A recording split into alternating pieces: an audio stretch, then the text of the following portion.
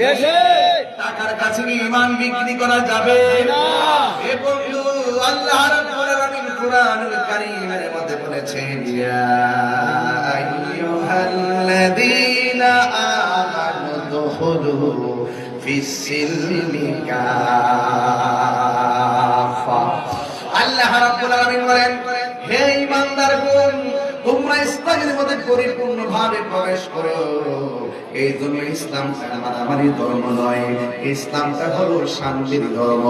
এই শান্তির বার্তা যুগে যুগে যুগে যুগে আল্লাহর হাবিব সাল্লাল্লাহু তাআলা আলাইহি ওয়াসাল্লাম যেইভাবে ইসলামের সুমহান দাওয়াত প্রক্রিয়া দিয়ে এসেছেন, সেখান থেকে এই পর্যন্ত দাওয়াতটা পৌঁছেছে একমাত্র আল্লাহর ওলিদের মাধ্যমে। কথা বলেন ঠিক কিনা? সাহাবায়ে কেরাম, তাবিঈন, তাবিঈন, আইম্মে, মুজতাহিদিন, মুতাকাদ্দিমিন, সালফে সালেহিন, কুতুব, গাউস, আবদাল, সব আল্লাহর প্রিয় বুজুর্গগণ এইভাবে হকের কথাগুলো বলে গিয়েছেন। সাহাবা নাই, নবীগণ এখন পাই না, কিন্তু আমাদের কাছে আল্লাহর ওলিগণ আছে।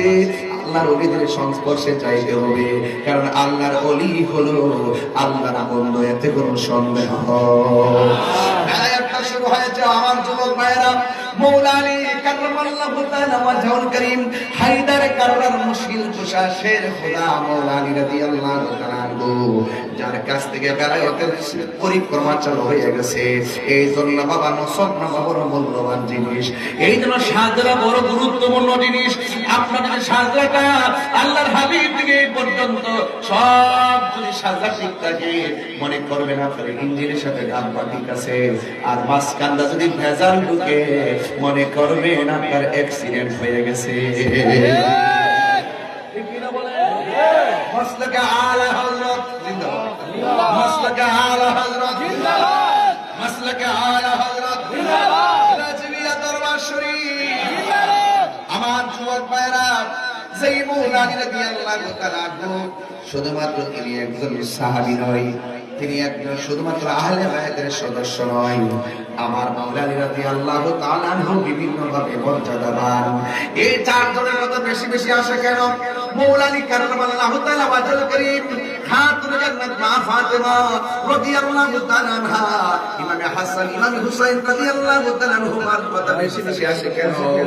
অথচ আমার নবীর পবিত্র স্ত্রীগণ, আমার আম্মা যারা আহলে বায়াতের সদস্য, কিন্তু এই চারজনের কথা বেশি আসে কেন? এই চারজনের হাতেই তো দেওয়া আছে জান্নাতের চাবি। এদের কথা মর্যাদা বা মর্যাদার কথা বেশি আলোচনা হয়েছে, এই জন্য কেমন মুহূর্তে তাদের অবদান। ও বন্ধুগণ, যখন কোরআনের সত্যতার ব্যাপারে কাফেররা বলেছেন, হে মুহাম্মদ সাল্লাল্লাহু আলাইহি সাল্লাম, আপনি যে কোরআন তেলাওয়াত করেন এটা আল্লাহর বানান, এটা আপনার বানানো। নবী বলেন, না না, এই কোরআন আমার বানানো নয়। আপনারা জবান করে বলেন, কোরআন কার কালাম? সন্দেহ আছে? লাউ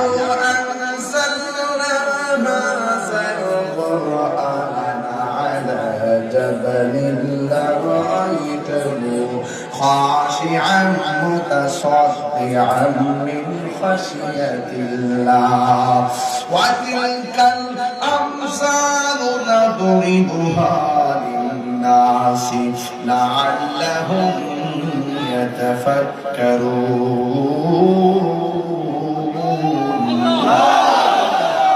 এই কোরআন বড় ভারী জিনিস। 7টা পদ্ধতির মাধ্যমে এই কোরআনটা আমার আল্লাহ আমার নবীর সিনার মধ্যে ঢেলে দিয়েছেন। এর মধ্যে একটা হলো জিবরাইল নিজে সরাসরি এসেছেন। জিবরাইল আলাইহিস সালাম আবার মানুষের সুরতে এসেছেন। আপনারা বলেন, জিবরাইল কি মাটি না নূর? অনেকে নমুনা ধরলেই বলে মানুষের মাটি হয়ে যায়, নমুনা ধরলেই নাকি মাটি হয়ে যায়। ডাক্তার বেটা, তোর থুতা আমার জুতা।